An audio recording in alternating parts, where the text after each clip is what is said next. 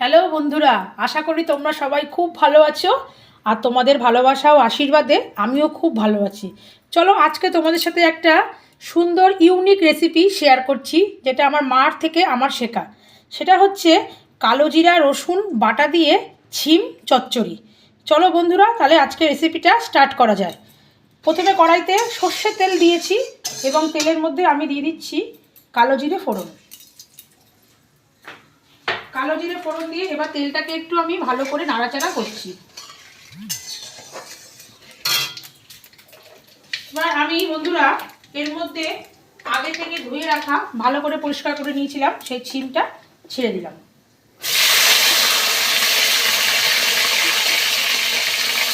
এবার আমি এই ছিমটাকে খুব ভালো করে ভেজে নেব।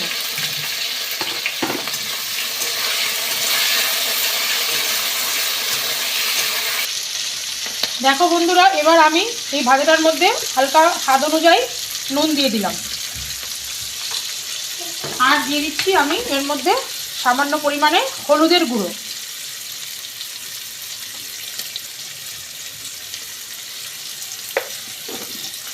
আবারও আমি এটাকে খুব ভালো করে নাড়াচাড়া করব। দেখো বন্ধুরা, এবার আমি ভাজাটার মধ্যে আগে থেকে বেটে রাখা কালো জিরে, কাঁচা লঙ্কা, রসুন পেস্টটা দিয়ে দিলাম। আবারও বন্ধুরা আমি খুব ভালো করে নাড়িয়ে নেব।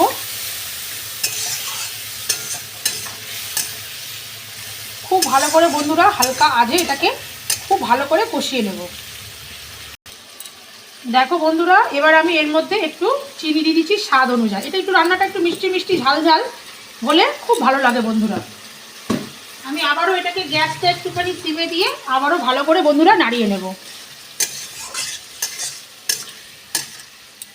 দেখো বন্ধুরা, রান্নাটা কিন্তু আমার আস্তে আস্তে প্রায় হয়ে এসছে। আর কিছুক্ষণ ওয়েট করলেই বন্ধুরা রান্নাটা কিন্তু আমার হয়ে যাবে। তো দেখো বন্ধুরা, রান্নাটা কিন্তু আমার কমপ্লিট হয়ে গেছে। তোমরা সবাই জানিও আজকের এই রেসিপিটা তোমাদের কেমন লাগলো। আর বন্ধুরা, এমন যদি রান্না হয় দুপুরবেলার মেনুতে, তাহলে কিন্তু মাছ মাংস কিচ্ছু লাগবে না, শুধুমাত্র এক থালা ভাত খাওয়া হয়ে যাবে এই রেসিপিটা দিয়ে। তোমরা সবাই জানাও বন্ধুরা তোমাদের এই রেসিপিটা কেমন লাগলো। ধন্যবাদ।